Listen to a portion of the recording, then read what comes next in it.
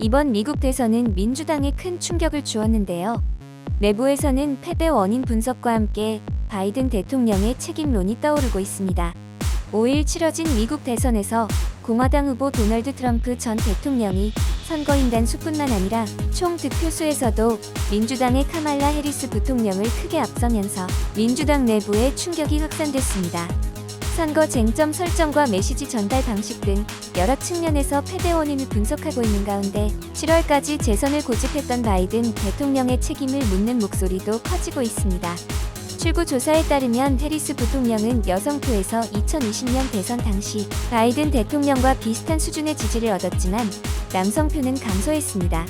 특히 흑인, 히스패닉, 아시아계의 득표율이 전반적으로 하락했습니다. 민주당은 원래 고학력, 자유주의 성향의 백인과 소수 민족을 주요 지지층으로 삼아왔으나 이번 선거에서는 그 지지 기반이 견고하지 않다는 점이 드러났습니다. 예를 들어 민주당의 전통적 강세 지역인 유저지주에서 지난 대선에는 바이든 대통령이 트럼프 전 대통령을 16%포인트 차이로 이겼지만 이번에는 그 차이가 5%포인트로 줄어들었습니다. 캘리포니아주에서도 29%포인트의 격차가 이번에는 약 17%포인트로 좁아졌습니다. 해리스 부통령은 이번 선거에서 민주주의 가치와 낙태권 보호를 주요 쟁점으로 내세웠는데요.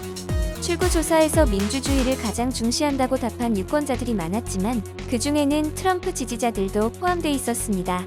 결국 해리스의 이념 중심의 쟁점 설정은 전체적으로 큰 성과를 내지 못한 것으로 보입니다. CNN 보도에 따르면 해리스 캠프 내부에서는 바이든 대통령이 더 일찍 선거전에서 물러났다면 해리스의 정책과 인품을 더 알릴 수 있었을 것이라는 아쉬움의 목소리가 나왔습니다. 그동안 바이든 대통령의 사퇴는 민주당 내에서 용기 있는 결단으로 평가받았지만 현재는 논란의 불씨가 되고 있습니다. 기사를 읽은 일본인들은 민주당에 대한 비판과 함께 변화의 필요성을 느끼는 것 같은데요. 일본인들 댓글 반응 함께 보시죠. 해리스의 캐릭터와 준비 기간, 경제 문제 등으로 다음엔 반격할 가능성이 있지만 상원 의원들도 힘들어하고 있어. 미국 사회의 변화 흐름을 분석하고 대책을 빨리 마련해야 해. 당의 패배를 인식하고 내년부터는 공화당의 움직임을 지켜보며 체제 재정비에 집중해야 해. LGBT에만 집착하지 말고 다음 세대의 스타를 찾아야 해.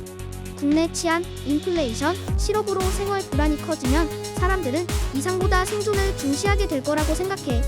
권위주의 국가는 권력으로 불만을 억누르지만 민주주의 국가에서는 생활 불안을 해소하려는 국민이 많아 일본에서도 비슷한 상황이 발생할 수 있다고 느껴. 바이든을 탓해도 소용없고 해리스의 인선 자체에 문제가 있었어. 선거 동안 그녀의 정책이 뚜렷하지 않았고 바이든과의 차별점이 명확하지 않았던 점이 마이너스 요인으로 작용했어.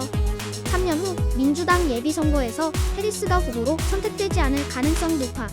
이번 미국 선거에서 트럼프의 승리는 국민이 정치나 이념보다 경제를 더 중요시한다는 것을 보여줬어. 일본 사회도 한때 경제를 우선시했지만 현재는 이념을 중시해 경제가 압박받고 있어. 미국 선거를 계기로 일본인들이 경제 제일주의를 다시 떠올리길 바래. 해리스가 패배한다면 그 원인 중 하나로 바이든에게 책임이 돌아갈 가능성이 충분히 예상돼. 확실히 바이든이 발목을 잡은 건 부인할 수 없지만 패배의 원인은 그것만이 아닐 거야. 지금 그 점만 집중해서 부각시키는 건 적절하지 않다고 생각해. 이념 선행은 국민을 외면하고 자기 이익만 추구한 결과로 보이며 여론 통제가 어려워진 상황이야. 국민은 엘리트의 오만한 정치의 실증을 느끼고 스스로 정보를 찾으려는 변화가 생겼어. 이론 마스크의 X는 언론의 자유를 지킨 중요한 존재이고 민주주의에서 가장 중요한 것은 자유라는 점을 강조하고 있어. 이번 쟁점은 인플레이션 대책과 불법 이민 문제였어. 해리스는 부통령으로서 눈에 띄는 성과가 없고 정책이 모호하며 트럼프 비판에만 집중했어.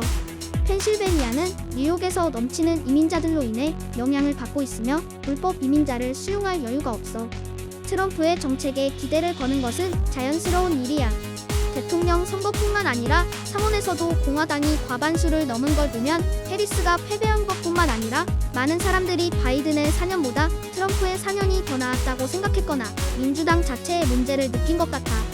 해리스가 패배한 건 어느 정도 불가피했다고 생각해. 그녀는 대표 선거를 통과한 것도 아니고 시간적 여유도 없었으니까.